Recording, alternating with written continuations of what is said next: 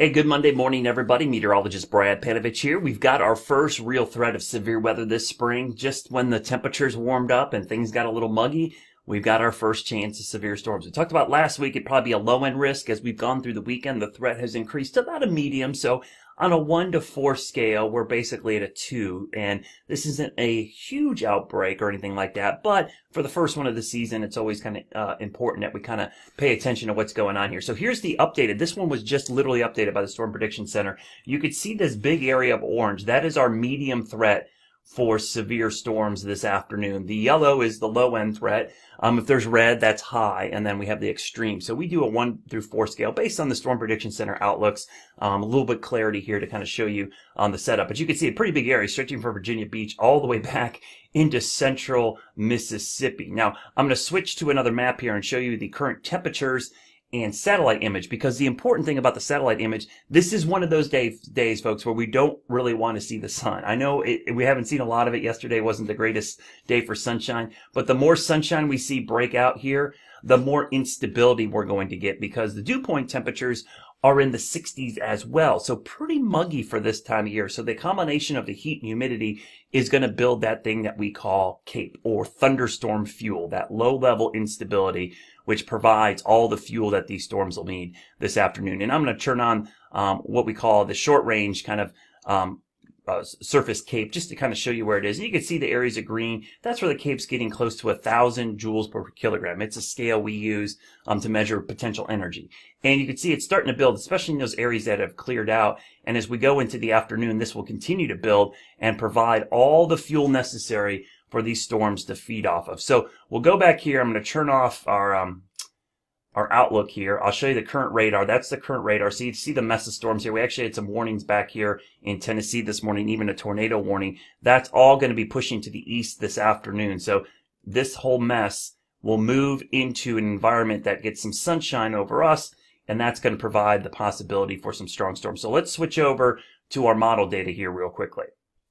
So here you go. Here's our model. Now you can see this is starting this morning at right around 9 a.m. We'll go out frame by frame here. I'm going to stop this about 11 a.m. You can see we're still dry across the Carolinas, but look at the line of storms developing back into Tennessee and Georgia. We'll go to about 1 o'clock this afternoon, and that's when we start to see the first storms move into the mountains. So for the mountain communities, 1, 2 o'clock is likely your arrival time of the first batch. And then as we get later into the afternoon, 3, 4 o'clock, this is 4 o'clock, you could see the line of showers and storms. Someone asked me yesterday, is this going to be a line or scattered? A little bit of both. We're going to have all kinds of varieties here, because we're going to have a big cluster up there, some isolated ones here, and maybe a bow echo down here. What I mean by a bow echo, you see it kind of looks like a bow and arrow. And the reason it takes on this shape like this, a bow and arrow looks like that, is that arrow is basically the strong winds punching into the storm. So always a sign that you've got some strong winds. So this is 4 o'clock. 5 o'clock seems to be the hot spot, at least based on our short range modeling. So don't read into this as a model, just like anything. It's not precise. It gives you a general guidance between 3 p.m. and I'd say 7 p.m. And then you can see this is 6 o'clock, 7 o'clock, 8 o'clock, 9 o'clock. It starts to all move out by 10 o'clock. We're just got some scattered showers. So just back that up again. That's 4. Let's start 3, 4, 5, 6, 7, 8 p.m. this evening. So one of the things I look at in this model, and I'm going to go back and show you this, is that surface CAPE we talked about. And I have to load this, so bear with me as I load this while you're watching. You'll see this. This is that thunderstorm fuel. So what you're looking at is thunderstorm fuel here. And I'll let this load, so it's loading in real time. And I'm going to stop this once it gets to late tonight. So we'll back this up.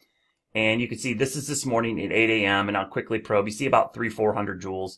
So let's go into the afternoon. By about noon, you start to see 1,500, 1,800, some of these oranges and reds building in. And again, look at this. This is by 1 o'clock. So that's a lot of thunderstorm fuel.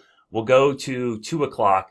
You could see that's significant to see over 2,000 CAPE, or thunderstorm fuel in this case. That is potentially some serious fuel for storms this afternoon. So that's the indication that the model is trying to show us that skies are going to clear out. And you can see the storms feeding off of that. As they feed off of it, it goes away because it's using up that fuel. So that kind of gives you an idea. Now I'm going to go back to this map real quick, and I'm going to turn some things off and show you another parameter I really like looking at, called updraft helicity.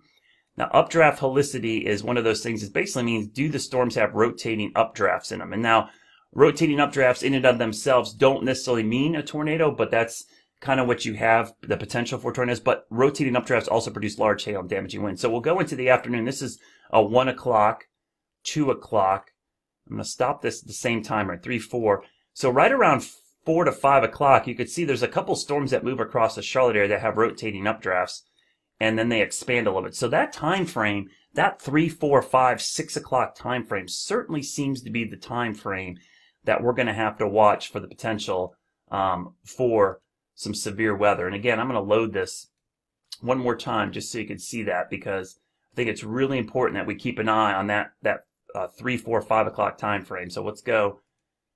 There's 4 o'clock. So right there, 5:22 p.m., about the time frame we're looking at for some strong storms. So I'll be keeping an eye on it throughout the afternoon. It's one of those days. Stay weather aware. Make sure you have 3 ways to get warnings. If you don't have our WCNC Charlotte app, I don't care if you ever use this for our forecast. It's our forecast. I think it's really accurate. But more importantly, it gives you hyperlocal GPS-based warnings for your phone location. It's one way to get alerts. The radio, TV, if you still watch live TV, radio, if you still listen to the radio, social media, weather radio, text alerts, some kind of push notification. Get 3 of them, because in case one fails or doesn't work, you've got 2 of those backups. And remember, just stay weather aware today. Make sure you know that the storms that develop could be severe today, and know where to go in case these storms do become severe right around 3, 4 o'clock. Have a great Monday. I'll have you covered throughout the day.